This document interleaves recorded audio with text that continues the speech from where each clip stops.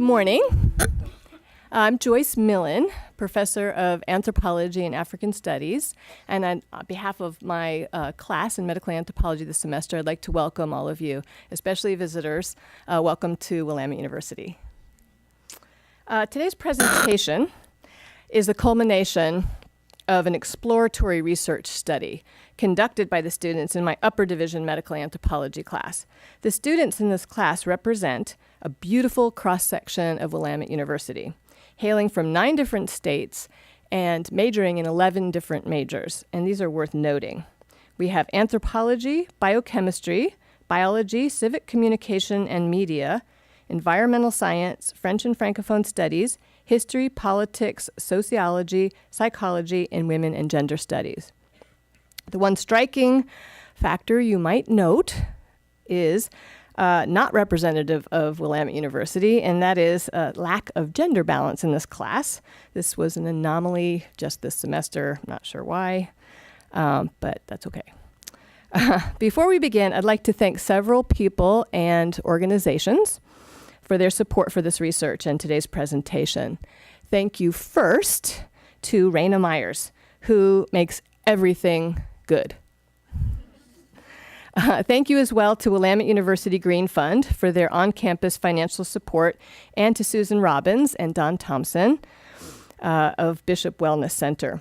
Thank you to the amazing Eveline Dacker from Vita Integrative Medicine and Behavioral Health, and to our partners at the Public Health Division of Marion County Health and Human Services. Briefly, how did this research project come to be? I'm a member of the Marion County Communicable Disease Coalition. Through the work of the coalition, I learned earlier this year that Marion County is experiencing worrying trends in the increase of sexually transmitted infections.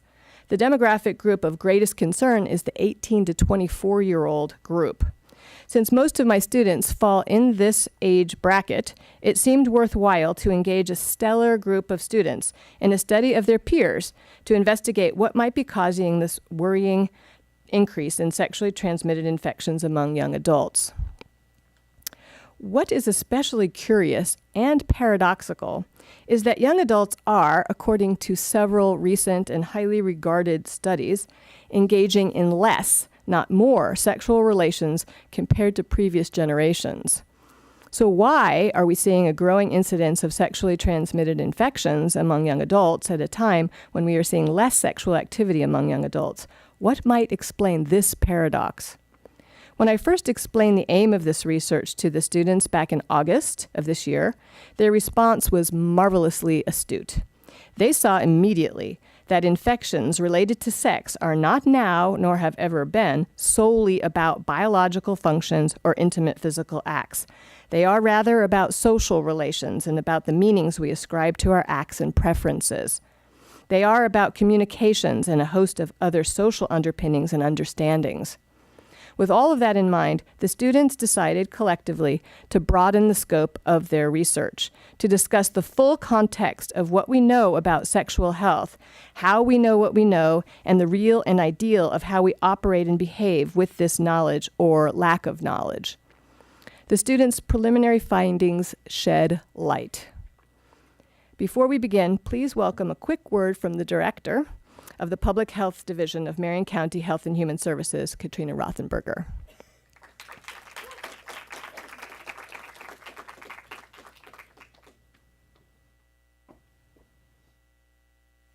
Good morning. Thank you, everyone, and thank you to Professor Millen for taking an exceptional interest in Marion County and Polk County Health Department and the issue around sexually transmitted infections. It is quite a staggering problem, and we're really trying to focus on partnerships with organizations and people who we haven't traditionally engaged with. So I'm really excited to hear from all of the students and your wonderful work. It's also really encouraging to hear Professor Millen talk about the various majors and backgrounds that you all come from. And I really hope that one day you'll consider a career in public health, because it is really exciting and it's very important to the health of our community. One thing I will mention, in addition to all of the statistics that Professor Millen shared is about syphilis. We're seeing a huge increase in congenital syphilis, which means syphilis among pregnant women. And something that shocked me that I didn't know until recently was that half of all babies born with syphilis will die. And so to me, that's heartbreaking and something that deserves our immediate attention. So I'm really excited to hear from all of you this morning, and I hope to learn from you as well. So thank you.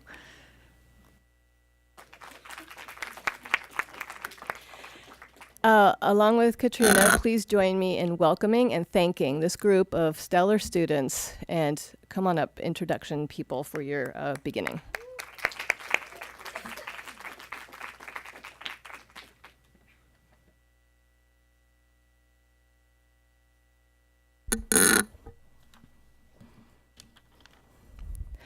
Hello, on behalf of the Medical Anthropology class at Willamette University, welcome to our presentation of an exploratory study of sexual health and well-being at Willamette University. My name is Beth Corpus. We'll begin by introducing the problem we've investigated over the course of this semester.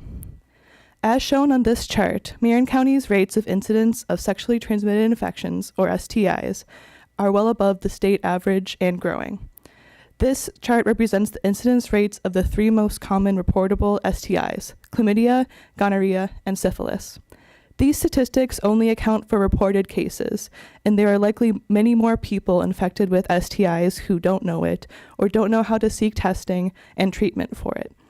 This is a troubling trend that reflects a growing nationwide public health crisis. In 2015, nationwide rates of the three most common reportable STIs reached a record high level.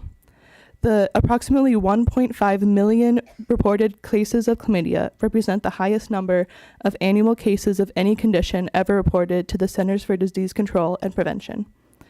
Nearly 20 million new cases of STIs occur each year nationwide, half of those among young people aged 15 to 24.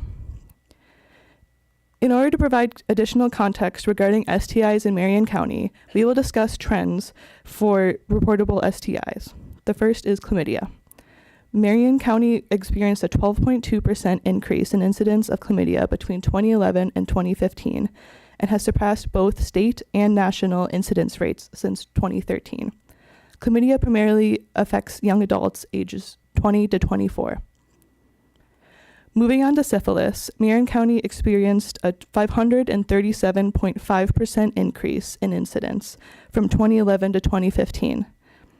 There was a significant increase in cases in the age group of 35 to 44 from 2014 to 2015, and an increase of cases diagnosed during the secondary stage, so it was being diagnosed and treated later. Marion County experienced a 205.9% increase in incidence of gonorrhea between 2011 and 2015. The highest incidence rates were among people under the age of 24. In 2015, 18.7% of the gonorrhea cases in Marion County were treated inadequately according to state and CDC recommendations. In these cases, physicians provided treatment that was not according to updated guidelines for a wide variety of reasons, such as lack of resources or lack of updated information. There hasn't yet been an extensive anthropological study in Marion County on the reasons for these increased incidence rates. This study is meant to help us understand these alarming increases.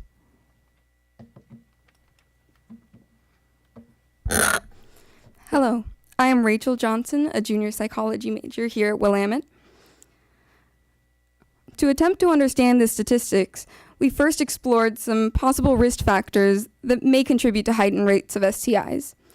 The initial concerns in America surrounding public health are nearly always cost. Financial constraints have a huge impact on the medical care people are able to receive. This can include not only whether or not people are able to afford health insurance, but also being able to afford medical care that may not be covered by insurance.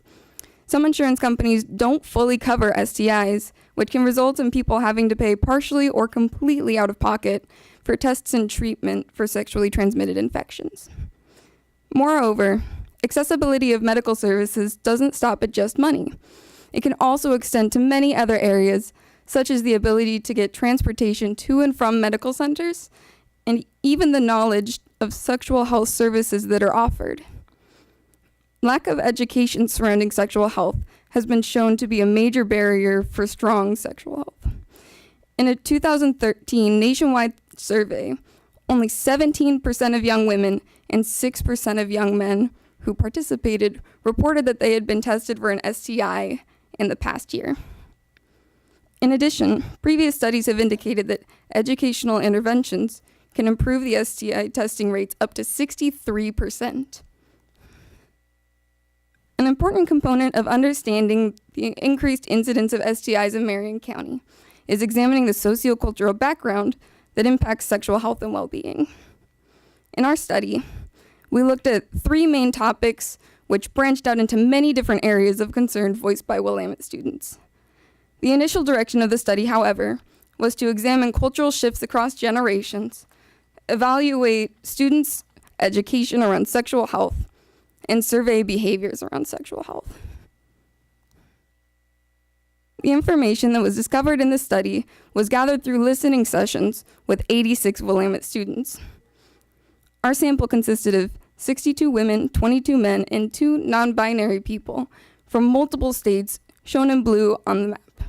Additionally, 1 from Australia and 1 from Costa Rica. These listening sessions were conversations arranged and guided by the members of this class, where students of Willamette University were asked various questions about their hometowns, education, and support systems, as well as their concepts of sexual health, views on Willamette University, and any other topics the students thought were meaningful additions to the conversation around sexual health. As a note, any names that may appear in this presentation have been changed to protect the confidentiality of the students who participated.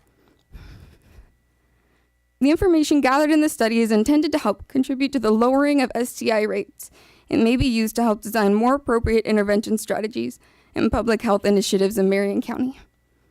Willamette University students are an important subset of Marion County, particularly because the majority of students are young adults aged 18 to 24, which, as was previously stated, is an age group that is particularly at risk of contracting sexually transmitted infections.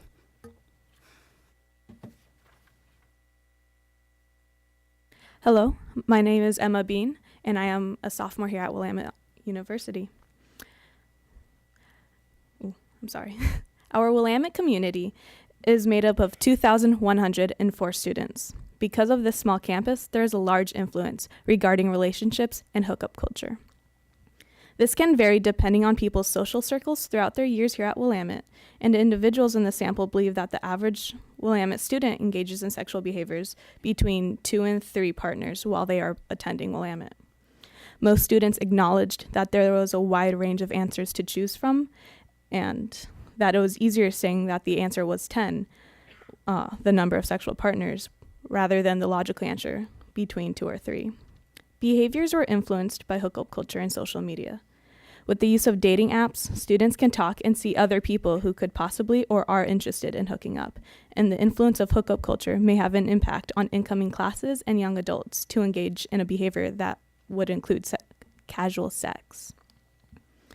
Hookup culture, defined by students, means an environment that promotes engaging in casual sex. Casual meaning relaxed and unconcerned, basically the opposite of a serious relationship.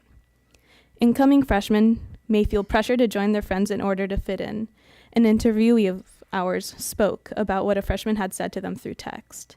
The freshman had stated, "Everyone in my hall is hooking up, and I don't feel like I should be putting myself out, but that's what everyone is doing." This shows peer pressure and how culture is very prominent within our community. The interviewee then responded by saying, "It definitely seemed like a prominent thing for freshmen to participate in hookup culture, and their actions were very abrupt and not expected." This environment is not necessarily what all students want to participate in, but because of social groups and friends, they may feel forced to go to parties and participate in hookup culture. Tinder and other apps may artificially inflate the perceptions of participation in hookup culture, but this still does not apply to all Willamette students. This is clear because of This is clear because of how students in our interviews answered the question of how many sexual partners students had since being here at Willamette. They believed that some students had many sexual partners, and that some had either none or very few. Our areas of inquiry guided our discussions for our interviews.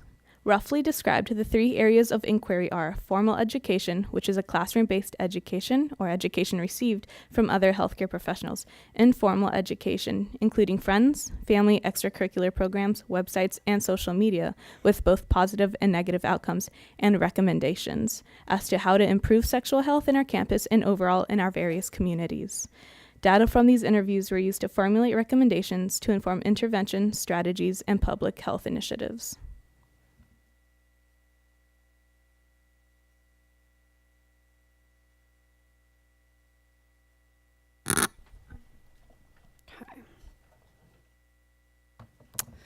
All right. Hello, everyone. We are the Formal Education group. We took all the research from all of our interviews and synthesized it into understanding a lot about formal education, what the issues were, and what the positive aspects of it were.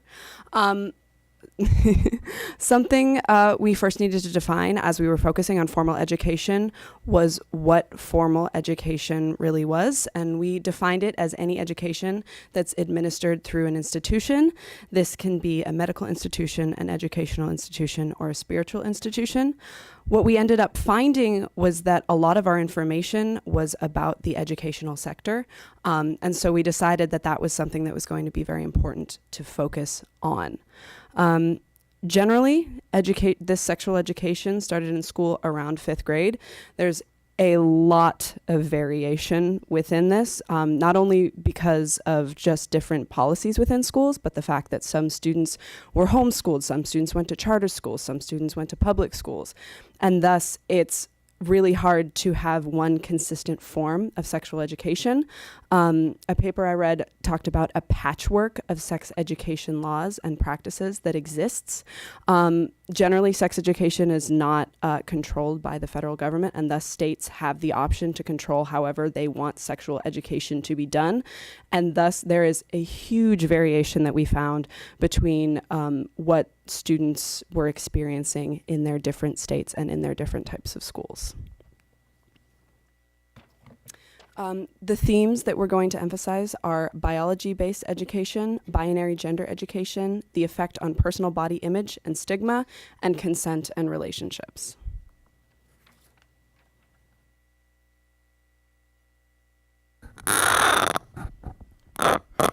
Hi, I'm Sarah Fullerton. I'm a senior anthropology major at Willamette.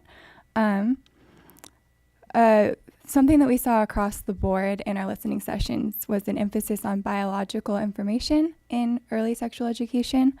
Many students reported that their sex ed class was taught as a component of a science or PE class, and recall receiving pamphlets about changing bodies during puberty, diagrams of female and male reproductive systems, and also information about STIs and risk of pregnancy. Many students reported low receptivity or disinterest in the material at the time. One major reason for this is embarrassment and discomfort, which is indicative of the fact that students are socialized, or outside of the classroom, students are experiencing stigmatization of talking about sex and sexual development, so they're bringing this into the classroom with them. But these obstacles to receptivity, like embarrassment, were not often acknowledged, discussed, or worked through in the classroom setting. Another reason for disinterest is that students reported education that wasn't developmentally or age appropriate or responsive to what they already knew or were curious about learning. And as a result, many students chose to take the course online or opt out entirely if that was an option at their school. Because biological processes were taught without connection with social relationships, many students felt detached from the material that they were receiving. One student in a listening session said, "I didn't feel like it was me. I felt like it was about someone else, and it didn't really apply to me." Most schools also didn't provide a balanced biological education. I think it's important to note that it was more focused on biological risk, so that there wasn't often a discussion of pleasure, which is also biological function. And it's important to look at the origins of sex education being implemented in schools, which was in response largely to fears of pregnancy or STI risk. As reported in an article in the Journal of Adolescent Health, rising concerns about non-marital adolescent pregnancy beginning in the 1960s and the pandemic of HIV/AIDS after 1981 shaped the need for and acceptance of formal instruction for adolescents on life-saving topics such as contraception and sexually transmitted infections. And a final point I'd like to make that will lead into what Paige is going to be discussing with binary education is that many students were taught a biological model that was oversimplified. So they experienced one normal process of development for females and one for males, and that led many students to be concerned if what they were experiencing didn't seem to align with the model that they were taught in the classroom. And based on these findings, I think it's really important for schools to develop models that are informed by students and their interests. So trying to rely on input from students that's anonymous before the class is done, and then feedback throughout that's also anonymous.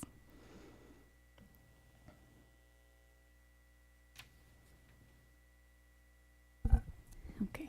Hi, my name is Paige Morrissey, and I'm a senior politics major. So, as Sarah noted, many models of sexual health education across the variants of schooling promote what is considered a normal process of development for males and females. And this, we believe, reinforces a heteronormative framework when understanding bodily processes, gender identities, and thus sexual orientation and behavior. So as we define heteronormativity, it's defined as the belief that people fall into distinct and complementary genders, male and female, and thus it assumes that heterosexuality is the norm or default sexual orientation. This has serious implications for any student who does not identify as heterosexual or cisgender, which means identifying with the gender assigned to you at birth, or any student who doesn't identify on the binary. And by focusing so much on this binary of male and female, sexual health education is leaving out whole populations of youth. And consequently, this means they aren't receiving the education they deserve to make informed decisions about their health. So overall, based on our listening sessions, the LGBTQ plus education was almost completely absent from all curriculum. And these findings are also supported by the literature. So according to a recent study by the Public Religion Research Institute, just 12% of millennials said their sex education classes covered same-sex relationships. Additionally, a survey conducted by GLSEN, which is a national nonprofit focused on providing safe educational spaces for LGBTQ plus individuals, only 5% of these students reported having health classes that included positive representations of these related topics. So based on the experience of students in our listening sessions, if their school was to mention sexual behavior beyond just heterosexual sex, it was considered progressive. This progressive schooling was rare, but one student's experience of it was entirely positive, in that it covered a variety of ways in which people can have sex with the respective preventative methods, and also included a text line if students ever had questions in the future. So conversely, though, and quite often, if non-hetero sex was mentioned, it was associated with risk. It was considered dangerous and even gross. As one student noted, one of their instructors even said, "I don't even know why anybody would want to have anal sex. That's gross." Ridiculous. So if some also LGBTQ plus curriculum was administered in schools, there were multiple instances when the material was taught by an instructor who was part of the LGBTQ plus community. And so even though these instructors may have been a bit more reflective of these students' experiences than hetero or cis teachers would have been, the curriculum was still insufficient and at times even stigmatizing.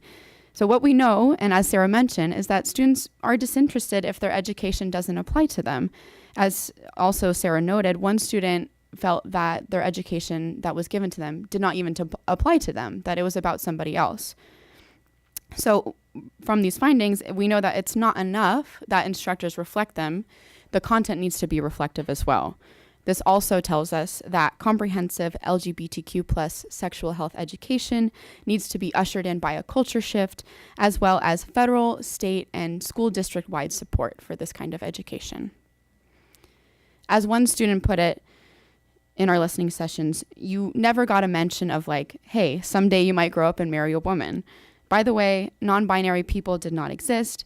Transgender people did not exist. You are a girl or you are a boy, and you've been that your whole life, and almost certainly going to end up, if you're a girl, a boy, and if you're a boy, a girl. And if you didn't, we can't help you. So just to wrap up, to further understand the implications of this erasure of LGBTQ plus identities and experiences in education, we can look to a renowned journal in Sexualities, an article titled Sex Education and the Promotion of Heteronormativity.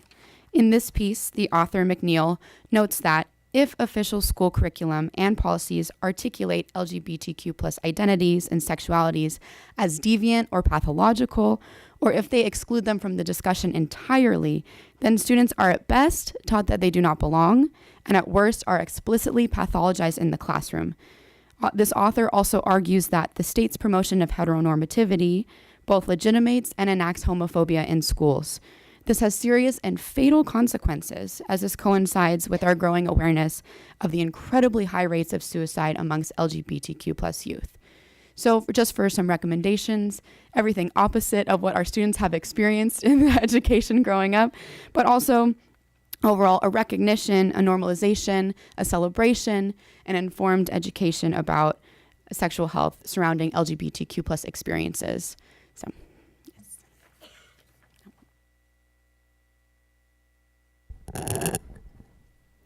So as Paige mentioned, there is a big problem between the people that are learning about things in the classroom and what they are learning. So one of the things that we found during our listening sessions was that when the body is stigmatized and body image is not positively talked about, we get a lot of fear and shame surrounding the body.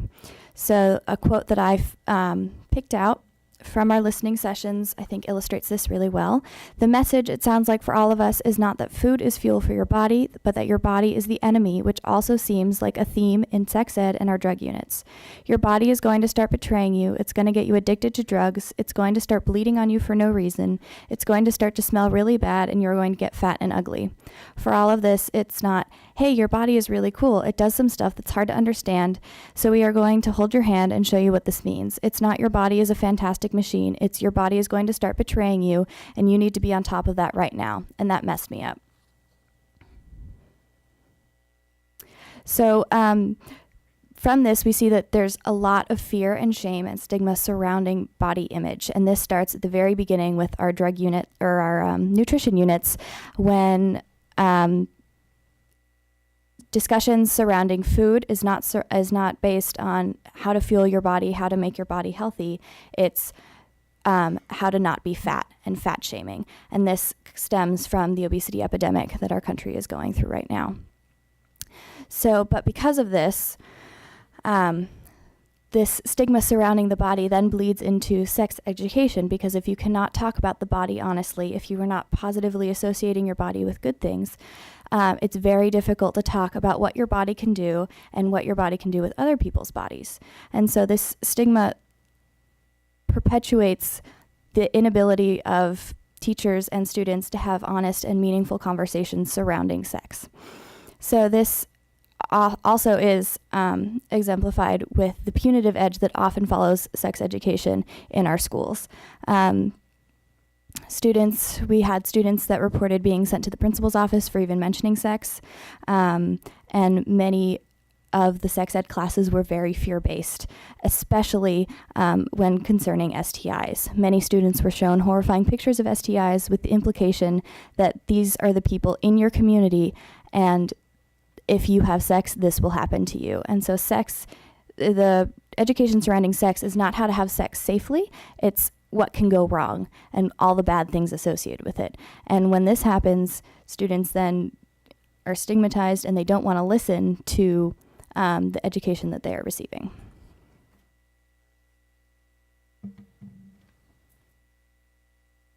All right, I didn't introduce myself in the beginning, so hello, I'm Rose Linville. I'm an environmental science major. Take this down.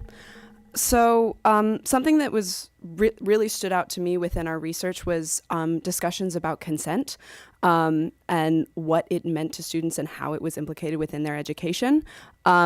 Interestingly enough, when I was going through the research and I was trying to figure out specifically what consent meant, there's a literature review by M.A. Barris where she found that there was a huge variance in what the literature agrees on what consent is.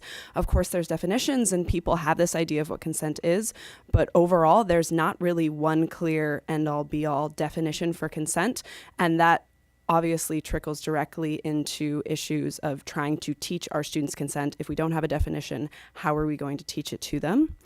One thing that I was particularly in my own research that I found that was particularly interesting is talking to students about how they choose to apply consent and how far they take it. I was talking to my group and asking them how far they chose to take consent, if they took consent as asking someone if they could hug them, all the way up into asking someone if they could have sex with them. And one thing that I found particularly interesting is I talked to my group members and I asked them if they would ask someone to kiss them. And a lot of them were really, really taken aback by that statement. And one group member said, I feel like there's a lot of implicit things that you can read into. You can read into socially what people want and how far they want it to go. And that really stood out for me because it's this assumption that some people have that they can read social cues because they're humans going through the universe. They can understand what people want. And that's a really concerning thing because it leads to extremely dangerous situations in which people assume things about other people and don't actively ask for consent when it is absolutely needed to be asked for. One thing that was actually relatively positive within sex education was that there is absolutely mention of healthy relationships. Personally, in my own experience, I definitely had mentions of healthy relationships and what to look for in an abusive relationship within my own sexual education. But it's still something, once again, I talked about there being a patchwork of sex education. Some people got some people got education with healthy relationships. Others absolutely did not, and it's something that needs to be made consistent.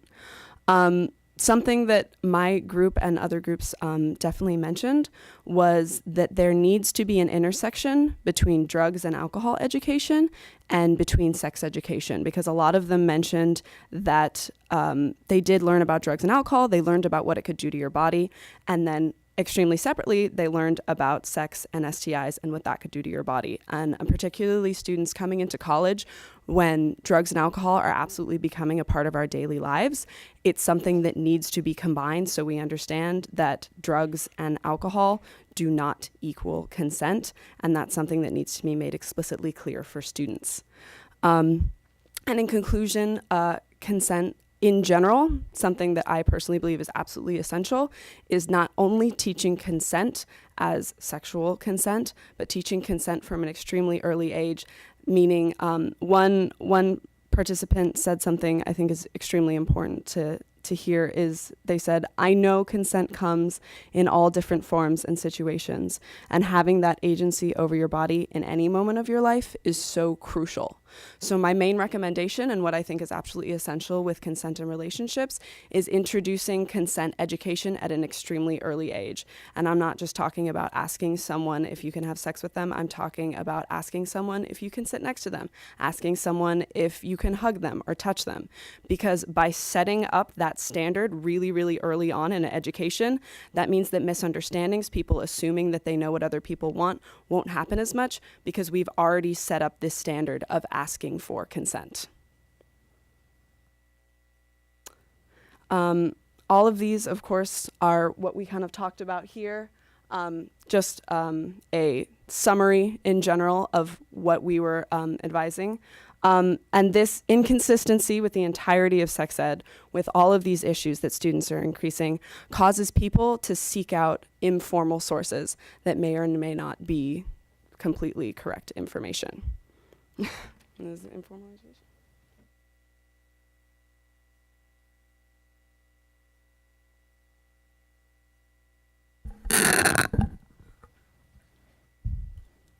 Hi, I am Berenices Ortiz Padilla, and I will be introducing the informal section. While the previous group focused on formal education and information gained through institutions, we will be focusing on the informal, which encompasses two main branches, personal networks and the internet. When we're talking about personal networks, this includes parents, siblings, peers, and health professionals that we encounter in our daily lives. And when we talk about the internet, we mean it as an informational tool, but also as a way to access pornography and dating apps. In our section, Danny, Zoe, Alexis, and myself will discuss the positive and negative outcomes of each main branch of informal education. We found that when people tapped into their personal networks, they found opportunities to verify information, to discuss sensitive topics, to gather support, and to fill in gaps in their education. Unfortunately, on the other hand, there were also opportunities for personal networks to cause shame, trauma, and discomfort for our students. While many people focused on the internet as a source of information, we found that people turned to personal networks and social circles to generally get a more human opinion and voice on matters of sexual health. Depending on the situation, we found that many students in the listening sessions turned to parents for advice when they had specific questions that could not be answered in a clinic or when they wanted to verify what they had seen on the internet. In fact, several participants had parents who were health providers themselves. Parents tried their best to give advice, and they tried to advise their children when they were visiting the doctor, when they were choosing contraceptive options, on romantic relationships, and often supporting their children during their first menstrual cycles. Some parents expressed support of other sexualities, often by saying that they didn't mind if their child liked boys and/or girls. However, we found that people did not necessarily prefer speaking to their parents. As one student participant, Grace, said, "I think part of it is that we grew up seeing our parents as parents and not as sexual beings." Thus, drawing on this discomfort, as well as from previous literature, we can make the connection that many participants turn to siblings and peers for support because these people don't have the same expectations of what is considered appropriate to talk about, and because participants may feel less intimidated than with parents. We found that siblings acted as confidants and mentors.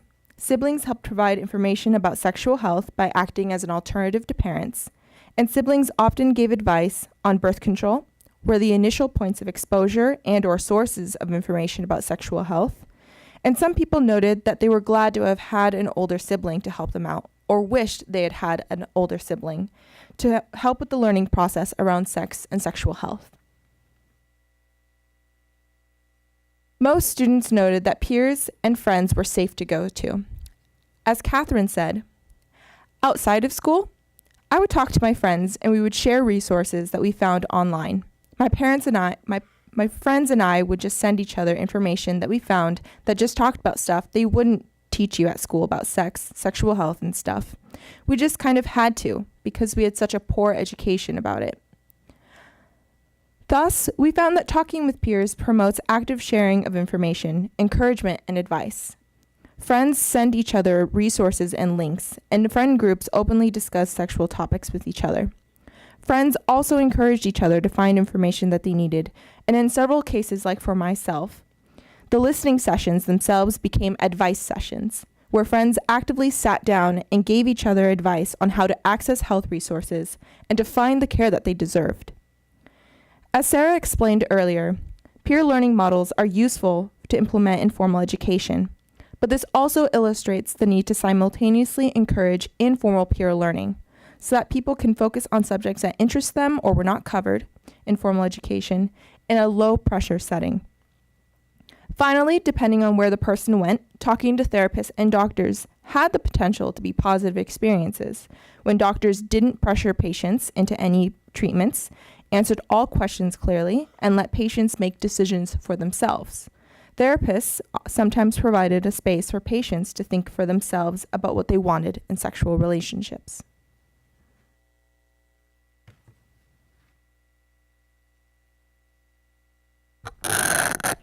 Hello, I'm Danny Abraham, and I'm a junior anthropology and psychology major here at Willamette.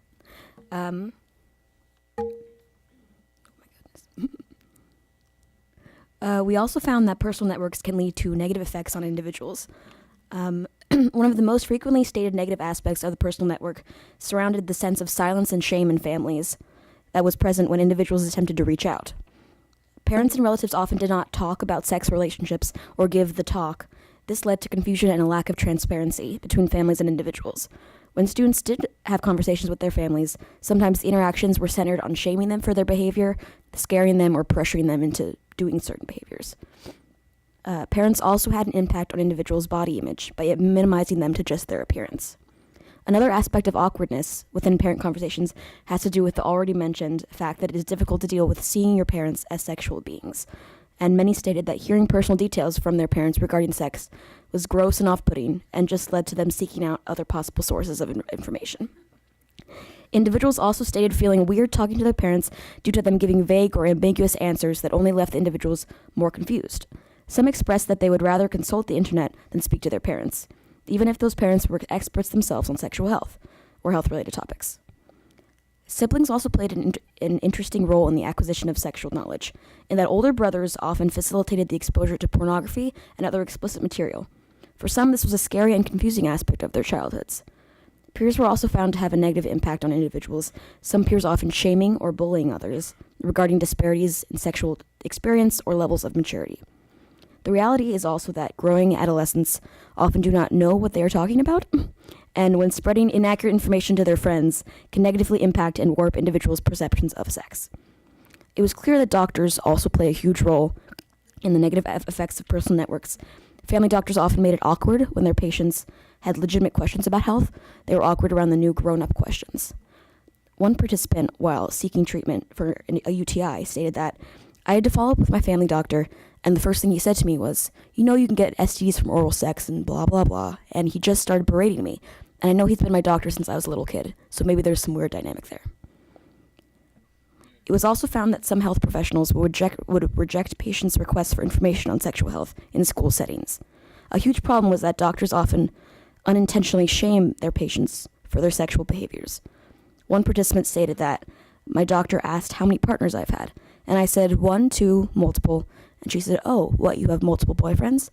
I felt so judged about having multiple partners, and here I was trying to get birth control to be safe." It was also found,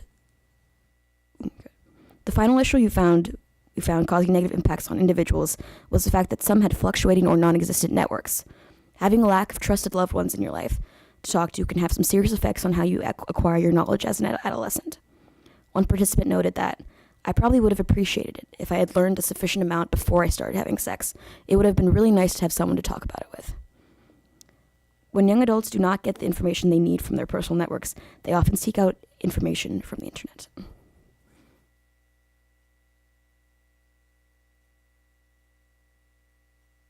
Hello, I'm Zoe Chittick. I'm a sophomore history major here at Willamette.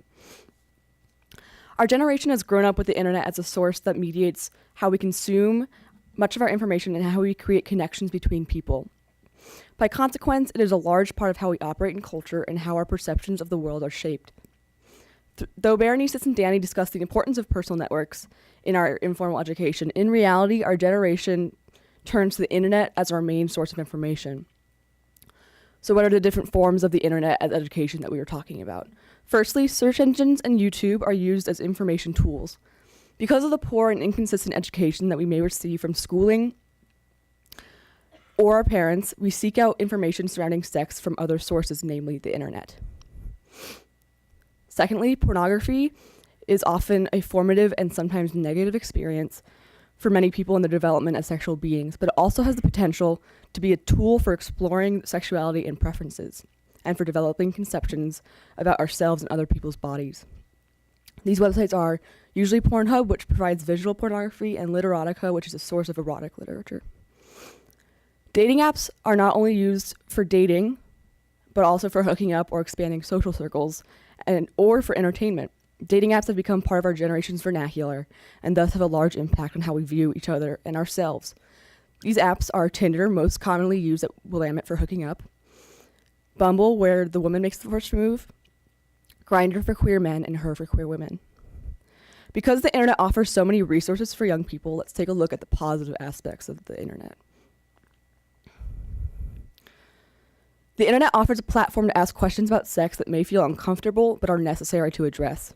By referring to the internet rather than parents for questions, people can ask exactly what they're looking for without worrying about judgment. In other words, young adults can feel more comfortable asking questions about sex when on the internet because it's largely anonymous. One student shared, "Honestly, I Google for most things because it's easy to ask, and you literally ask exactly the information that you want and you get it. It's anonymous." Secondly, the internet serves as a supplement to incomplete formal education. As we saw earlier, most formal education programs only cover the biological mechanics and the bodily risks of sex. So people go online to find information about their bodies, sexual relationships, and how to enjoy sex as a personal, intimate act rather than a strictly biological process. We had another student say, "I Googled stuff that they didn't talk about at school, like vaginal discharge. I thought I was abnormal. I honestly thought that something was wrong with me." Thirdly, finding education for LGBTQ plus communities is a large reason why the internet is so helpful in informal education. It supplements sexual education with information that's included in the aforementioned progressive curriculums in formal education. This is especially important given the heteronormative trend in sex ed. Additionally, this allows for those who feel alone or unaccepted to find others to build relationships. And finally, the internet can also serve to expand one's social network. Online, you can find support groups for just about anything. The internet is a platform for similar people to form a community of positivity and support for those who want or need it. Additionally, the internet is quickly becoming a space for individuals to create romantic and/or sexual relationships, as touched upon in regard to dating apps.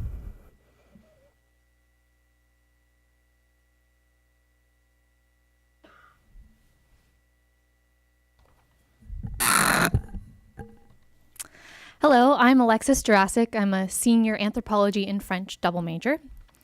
While there are many positive outcomes to using the internet as a form of sexual education, there are many negative outcomes as well. The first we found was body image insecurity.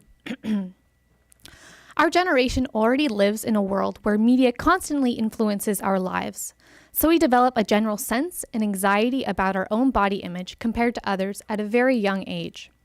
As we get older, however, we are introduced to even more explicit forms of media about sex and sexuality that further our insecurities. Pornography leads to unrealistic expectations about what sex should be and how one should behave and look in order to engage in sex. Dating apps further these insecurities because they are treated a lot like social media. On dating apps, you can either accept or reject connecting with someone by swiping right or left, respectively.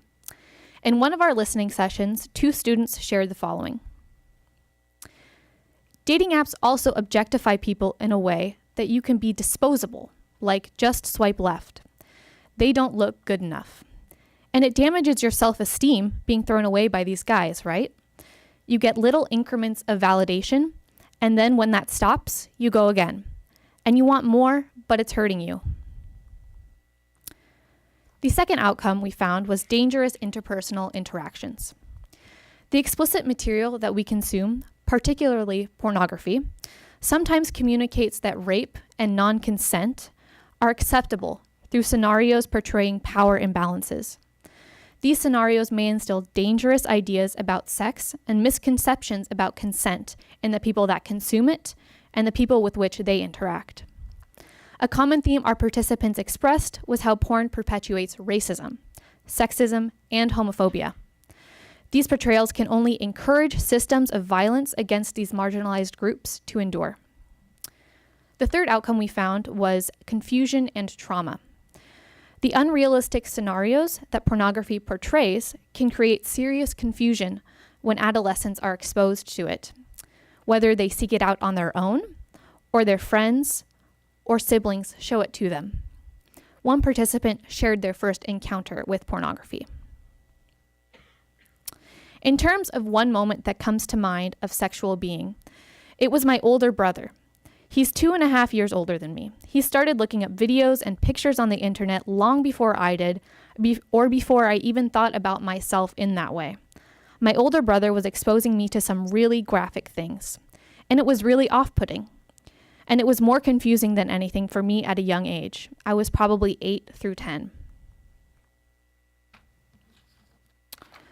While the scientific community does not agree whether or not porn is addictive, our participants agreed that consuming porn can definitely lead to damaging addictive habits that may follow them later in life. Another student shared how they formed addictive habits as an adolescent. I remember being probably in elementary school or middle school, trying to look up videos on YouTube. I probably got a boner or something, but I had no way of getting rid of that energy.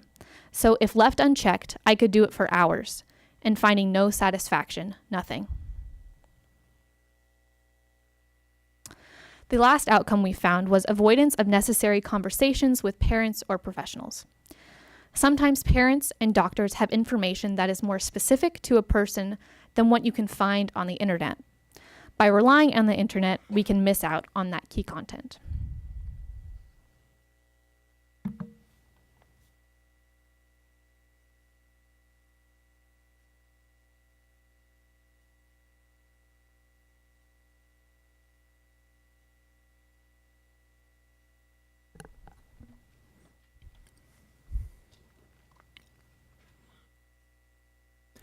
Hello, I am Carson Hertler, and our group spent the past few weeks interviewing our peers and conducting research. Today we are presenting the recommendations we have for Willamette University and the Marion County Health Department based on our findings. Many of our interviewees described their formal sexual education as fast, brief, and generalized. We feel there would be benefits to more in-depth, specific, and comprehensive sexual educations. Many of our interviewees described their we found sexual educations tend to focus too narrowly on the mechanics of sex, physiology, and biology at the expense of an emphasis on consent in healthy relationships. We found binary education was often stigmatized and influenced by ideologies.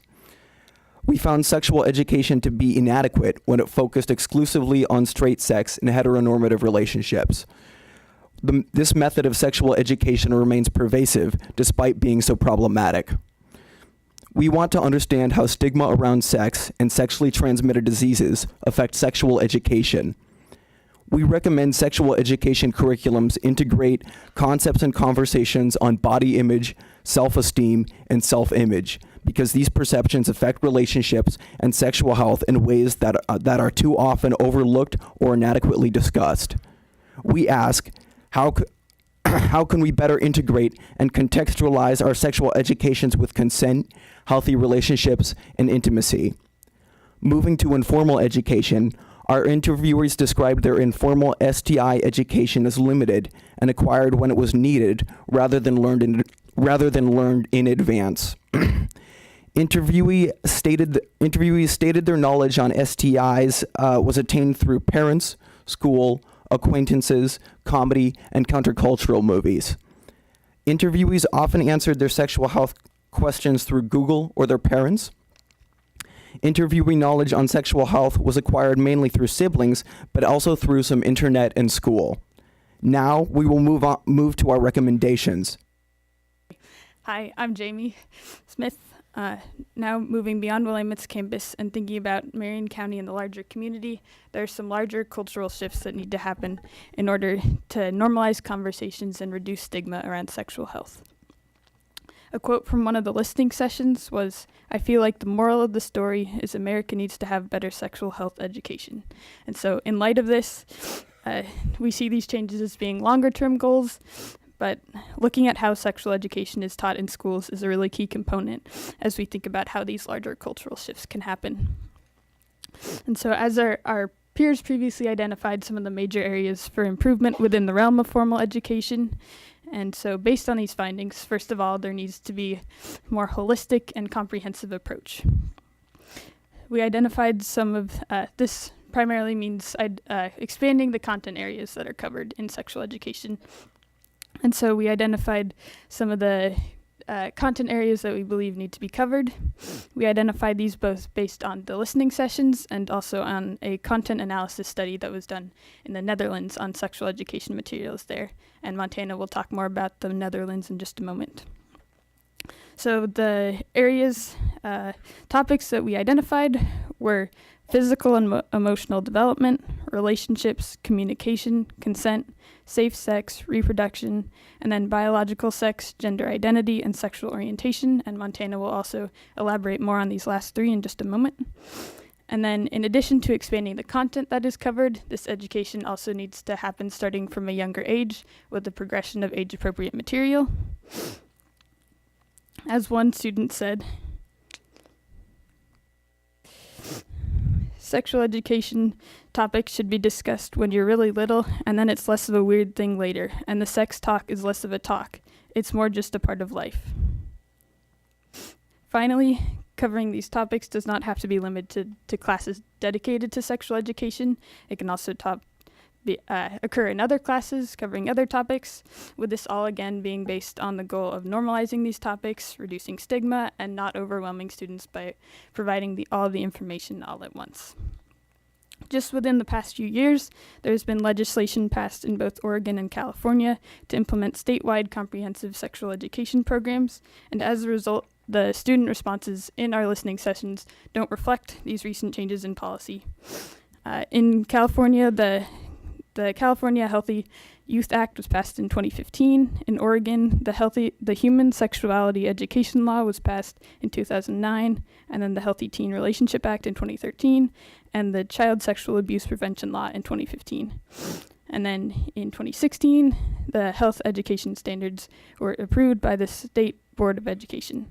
So since all of these programs are only very recently being implemented, now is an important time to be attentive to what these policies actually look like in practice, whether schools are receiving adequate funds in order to implement them effectively. There also is still considerable variability between districts and between schools. And since the population that we are looking at of students here varies significantly geographically in terms of where they were coming from and where they received their formal education, we also need to think about how this comprehensive sexual education can be extended to other areas of the country.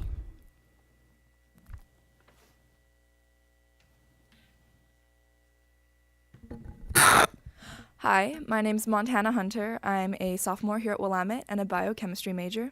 Continuing on what Jamie has talked about, another important aspect that we believe incorporating into formal education is more balanced tones between positives and acknowledging risks. Education, as we've previously stated, is usually based on a fear and stigmatization, and it's really unhealthy for students. While it's important to, of course, acknowledge risks of sex, like STIs and unwanted pregnancy, it's also essential to acknowledge the positives. This can be relationships, crushes, dating, and even the pleasures of sex. One of my participants talked about how adding to the education, like how to have better sex, not just having sex and you're going to get an STD. Another really important aspect is gender and LGBTQ plus inclusive sexual education. This community makes up 2% of our population, but there's a reason that they account for over 50% of the reported STIs every single year. This education is just lacking. Not only would implementing this education into the system possibly improve these STI rates within this community, but also decrease stigmatization of this community through other people's lenses. A wonderful model that has implemented all of these aspects is in the Netherlands, where they begin sexual education as early as age 4. This is not to say that students are learning about sex at age 4. At age 4, they're learning about a concept called butterflies in your stomach, learning about feelings, learning about how to talk about them and approach them. At age 8, they're learning about their body image, their self-identities. And by age 11, learning about gender identities, learning about relationships, what to do if you like someone, so that by age 13, they are more ready to go into conversations about contraceptives, about sex. And we see this working significantly. In this chart, we see STI rates of the Netherlands, Marion County, and the United States. Not only does the Netherlands have lower rates of STIs, but also lower teen pregnancy rates, lower incidences of sexual assault, and higher use of birth control and contraceptives.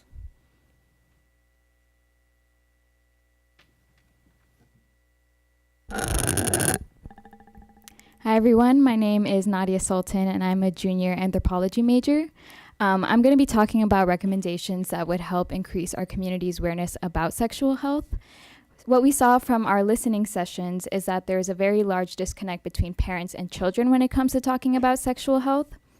As one of our participants mentioned, these conversations are not normalized, and they can often be uncomfortable for children and parents to initiate. So in order to normalize these conversations, it's important to educate our communities so that they know what to talk to children about to ensure that they're healthy from a young age. So one of our recommendations is having workshops facilitated by the county and by schools. By organizing workshops, community members can acquire knowledge and instruction from experienced professionals. These professionals can teach them about new concepts and terminology because, as we've learned, discussions around sexual health are constantly evolving.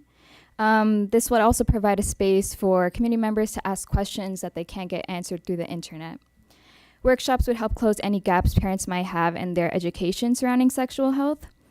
This can be done by providing instruction, tips, practice activities, videos, articles, and a variety of mediums to reach all groups.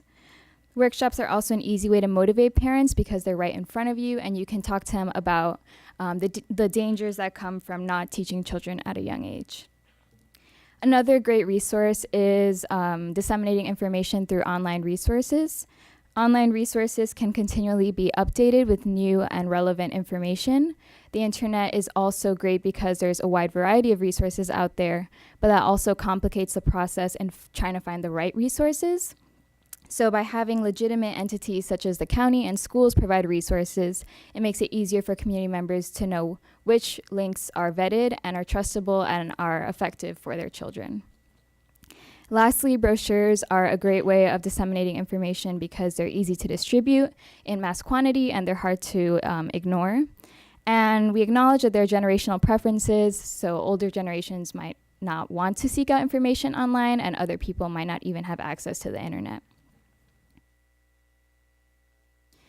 When implementing these resources, we want to address inequities in access to resources. So we believe it's important to provide different avenues of information, which is why we suggested brochures, the internet, and workshops as well. We also believe it's important to have these resources available in multiple languages, including all that apply to Marion County. Lastly, it's important to have resources available at different times of day for working parents, so including workshops during the day, at nighttime, and on weekends. So if schools and the county implement these resources and address these inequities, we believe that we can educate our children in the most effective and efficient manner.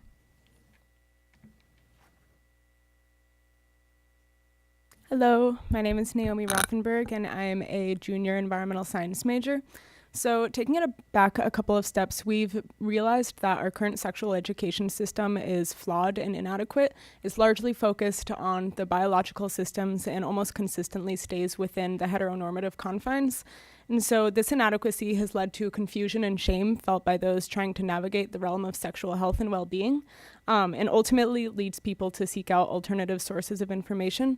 And so as some of my other classmates have mentioned, one source can be through pornography, and especially if this is the first introduction to sexual relationships that people are seeing, this can have negative consequences as they're seeing unrealistic expectations and standards, and pornography rarely shows healthy relationships, particularly ones where consent is clearly expressed. And so we have to change the manner in which we're talking about sex. And this is really a large cultural shift where we're having these conversations from a younger age in our school system and with our family members at home. But until we have this larger cultural shift, something that we can adopt is the near-peer model. And so we already know that people feel more comfortable approaching those who they either already have a relationship with or those who they feel they can relate to more easily. And so we saw this in our listening sessions. With this last quote, we can see that one of our interviewees mentioned that her younger sister came to her to ask for advice about birth control since she had recently gone through that experience, and her younger sister didn't feel comfortable going to their parents about that. And so in an ideal world, everyone would feel comfortable going to any family member. But again, until we have this shift, we can adopt the near-peer model, which is really these relationships allow people to provide their own experiences that they recently went through to those who are currently going through that process. And this is being applied in many different fields, but we're already seeing it applied in regards to sexual education. And so this is one example. This is a nonprofit organization called Peer Health Exchange, where they're training university students to go and teach a more comprehensive sexual education curriculum to high schoolers. And this is something that we can bring to the Willamette community as well, training university students, Willamette students to go to local high schools and have more of a conversation. So it's not going to be using scare tactics and more of a lecture. It's really a dialogue. And because we're more similar in age, they can trust us. They don't have as much shame asking questions. And so again, until this larger shift happens, we can make sure that everyone is getting the information that they need and they feel more comfortable approaching us. Thank you.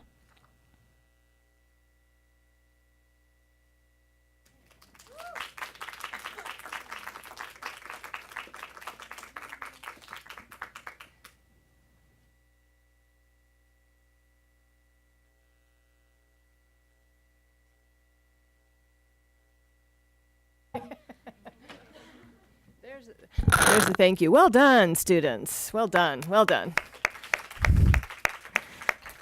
Okay, we have about 15 minutes for some Q&A.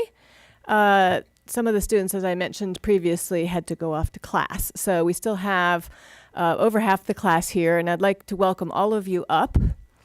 And Marion County, Bishop, hi. Please ask them questions. And if you have any comments, any suggestions, we're absolutely welcome. Actually, let me go. Oh, you can use that.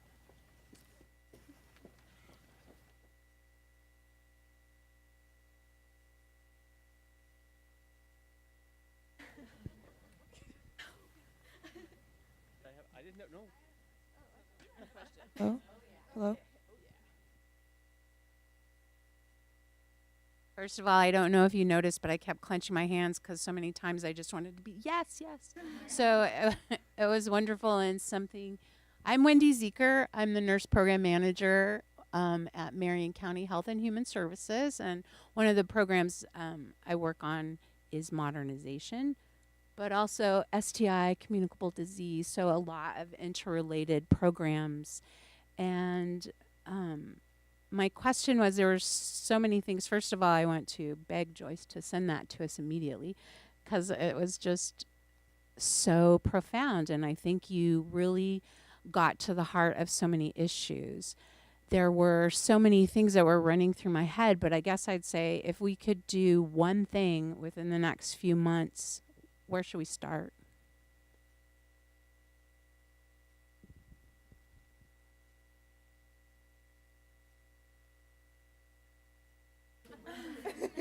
Not sure.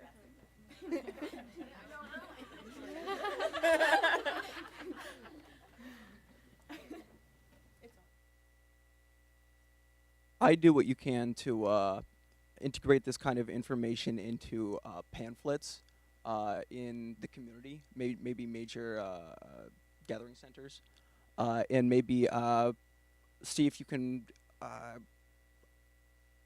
provide this kind of information into the public school system in the area, especially pamphlets in public schools. I think also what Naomi was talking about, the near peer model, is really important to start like ASAP. I think it's a really easy thing to do. I know probably most or all of the students, my classmates who have done the study would be willing to participate in a program like that. And I know when I was in high school, that would have been amazing. I was taught by an old white guy about sex, and it was just uncomfortable, and I would have loved to have someone who I could relate to and ask questions honestly. I think that that's an easy thing to do soon. I have some good news on this front. Is this on? Yeah. So Willamette University is starting a new program in health, in public health, actually. It's called HEAL, Health, Ethics, advocacy, and leadership. And it will be coming online sometime either next fall or the fall after that. And one of the things that we're hoping to do is, this is new for these guys, they don't know about this, is work with the Center for Health Education at the hospital. Center for Health Education, no, what is it? Community Health Education Center, CHEC, exactly. They've already started conversations with us about training on suicide prevention in the high schools because there's this national program. This would be an absolutely perfect complementary type of program where college students were trained and given a certificate of some sort to implement some kind of a peer training in the high schools around sexual health. That would be phenomenal. Yeah.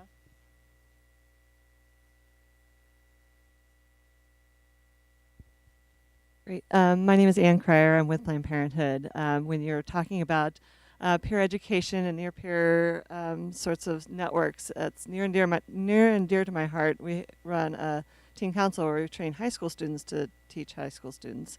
So more than willing to collaborate on that and share curricula and share technique on how that happens at the high school level. And you know, it would be obviously different at the university level, but not out of the realm of possibility. So looking forward to talking more about a potential partnership there.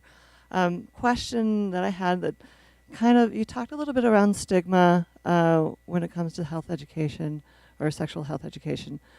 Did you hear any students talking about stigma when it came to getting tested? Like, is that a barrier for people to get tested? Did anybody mention that? For my own self and the people who I interviewed, I know that some of the people spoke about they would only really get tested if they thought there was an issue. There was nothing necessarily stopping them from getting tested and nothing that anyone could say to stop them to get tested. It was just what they thought and what how other people around them have been infected. For example, I had someone speak about how a close family friend got AIDS. And so they're like, oh, okay, this is more apparent. I'm slowly learning more about how to get tested and what's going on around me. So then they got tested. But since then, like, they've had no reason to otherwise.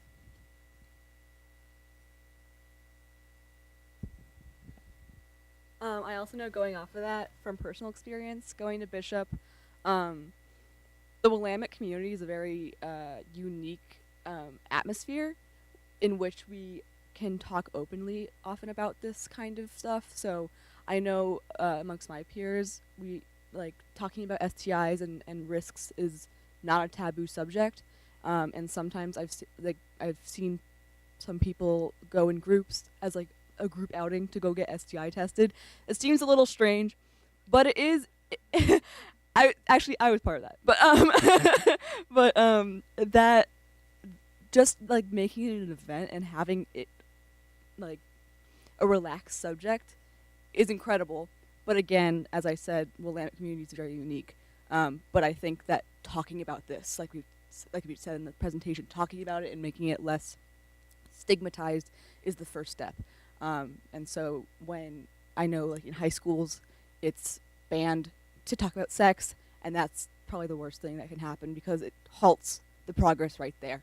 And so that's probably the first thing in order to reduce stigmatization, and kind of increase like your self-esteem when it comes to that.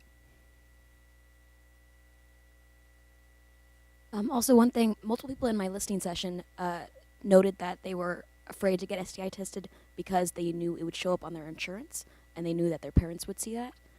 So I think it's definitely like the shame within families, again, can be an issue because it encourages people to kind of avoid the issue instead of meeting it head on out of fear of repercussion from people who know about it.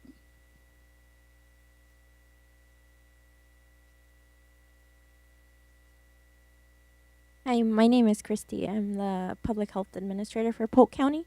And I was just curious to know if you had found any differences among the student responses in regards to culture, whether it was the same, or whether there was some outstanding things that we should be conscious about when creating culturally sensitive interventions.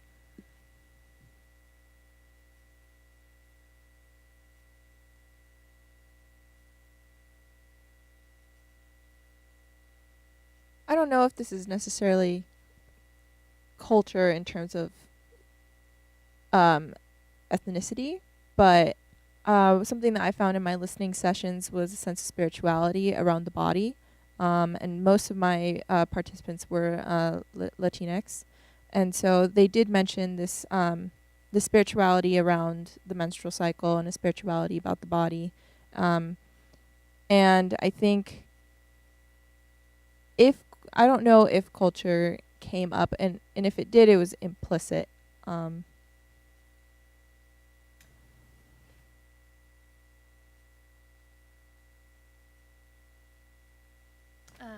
just thinking. In my listening session, one of my participants was Catholic, and that very much affected his schooling and what he can discuss around his family. So he finds that what Zoe mentioned is that when you come to Willamette, he had more resources here, and he felt more open to talk about sex and sexuality and identity, all of that stuff here at Willamette. So it seems to be a safe space, and especially since it seemed to be a problem with many participants that this space was more safe than more safe to talk about difficult subjects than at home. This is not necessarily at all a satisfying response, but these students, this was an anthropology class, so we're very much attentive to culturally responsive education and research. We didn't have that on the agenda purposefully. We wanted to see what would come out on its own in the listening sessions. However, it is an excellent question, and something that perhaps in a future research study we could be a little bit more focused in on that very question. Yeah. I think, am I right? Is it 12? Are there any last questions, comments, concerns from either the students or the rest of you? Okay, with that, thank you very much.